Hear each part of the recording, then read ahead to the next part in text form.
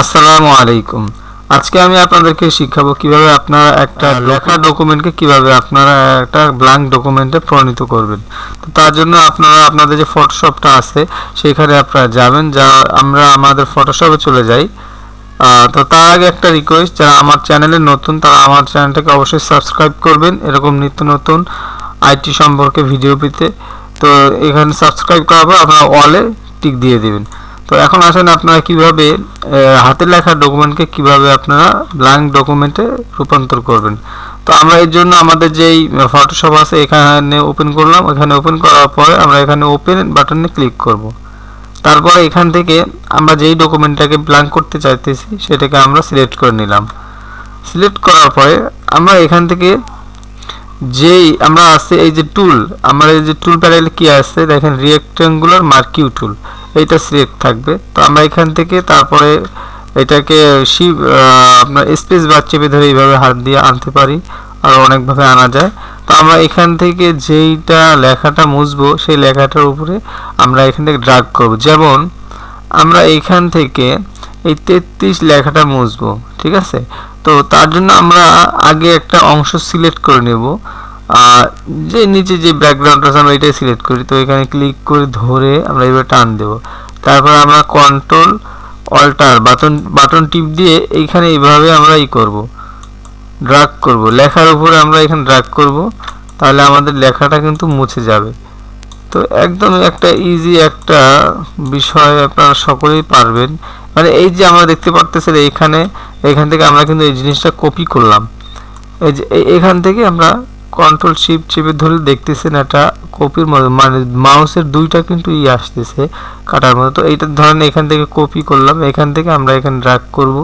এটা জুম করে নেবেন তাহলে আপনার এটা কাটতে সুবিধা হবে, ঠিক আছে। এইভাবে আমরা জাস্ট শুধু ড্র্যাগ করে দেব। তো এইভাবে ড্র্যাগ করে দিলে কিন্তু আপনাদের এটা হয়ে যাবে। তো আমি আরও যদি কিছু আপনাদেরকে মুছে দেখাই, যেমন এই জিরোটাকে আমি মুছবো। তো এখান থেকে আমরা ব্ল্যাঙ্ক ডকুমেন্টের উপর ক্লিক করে আমরা ড্র্যাগ করব, কন্ট্রোল অল্টার টিপ দিয়ে ধরে আমরা এইভাবে ড্র্যাগ করব, তাহলে কিন্তু আমাদের ডকুমেন্টটা মুছে যাবে। তো এইটা সম্পূর্ণভাবে মুছার পরে আপনারা এটাকে প্রিন্ট করে আপনার ইচ্ছা করলে আপনারা হাতে লিখে নিতে পারবেন, বা এখান থেকে যদি আপনারা চান যে এটাকে আর একটু কালারফুল করবেন সেটাও আপনারা এখান থেকে যে ইমেজে যাবেন, ইমেজে যাওয়ার পর অ্যাডজাস্টমেন্ট, এখান থেকে আপনারা আপনাদের মতো ব্রাইটনেস কন্ট্রোল করতে পারবেন, একটু বাড়াই দিতে পারেন, কন্ট্রাস্টটা একটু ব্রাইটনেসটা বাড়াই দিতে পারেন, সেটা আপনাদের ব্যক্তিগত ইচ্ছা। তো আমি বাড়াচ্ছি না এখানে। এইভাবে আপনারা এখান থেকে এটাকে রিমুভ করবেন, আর যেখানে আপনার সমস্যা মনে হবে সেটাকে আরও জুম করে নেবেন। যেমন কন্ট্রোল টিপ দিয়ে ধরে আপনার প্লাস যে আইকনটা আছে, মাইনাস প্লাস আছে কিবোর্ডে দেখবেন, মাইনাস প্লাসে দিলে এটা জুম হবে, আর যদি আপনারা এটাকে জুম আউট করতে চান সেই ক্ষেত্রে মাইনাস দিয়ে জুম আউট হয়ে যাবে, ঠিক আছে। তো আমি বলবো আপনাদেরকে সবসময় আপনারা এখান থেকে জুম করে কাজগুলো করবেন। জুম করে কাজটা করলে হবে কি আপনার নিখুঁতভাবে এটা অ্যাকুরেট হবে, ঠিক আছে। তো এই দেখেন কত সুন্দর হয়ে যাচ্ছে। তো আমি আপনাদেরকে দেখানোর জন্য একটু তাড়াহুড়া করেই করতেছি। এই যে আপনারা যখন করবেন তখন নিখুঁতভাবে করবেন। এইখানে যে টুল প্যানেলে এটা রেক্ট্যাঙ্গুলার মার্কিউ টুল, এটা নিতে পারেন, অথবা আপনি এখান থেকে ইলিপস টুল মার্কিউ এটাও নিতে পারেন।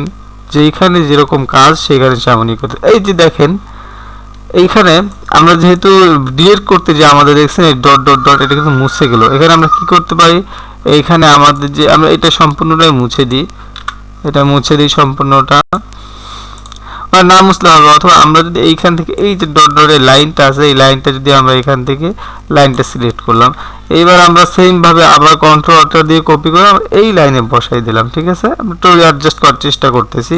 এই দেখেন আমাদের কিন্তু লাইনটা অলরেডি বসে গেছে। তো একদম ইজি বিষয়, এটা আপনারা সবাই পারবেন।